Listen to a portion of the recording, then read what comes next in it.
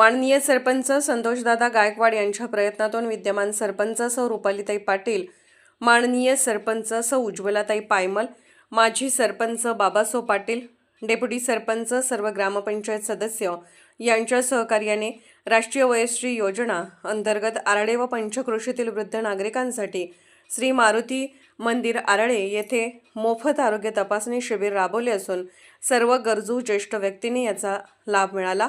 दररोजच्या जीवनातील सहाय्यक उपकरणे, मानेचा बेल्ट, कमरेचा बेल्ट, गुडघ्याचा बेल्ट तसेच पाठीचा बेल्ट, व्हीलचेअर्स, काठी, श्रवण यंत्र, कमोडसह खुर्ची, स्टूल इत्यादी विनाशुल्क मोफत वाटप झाले।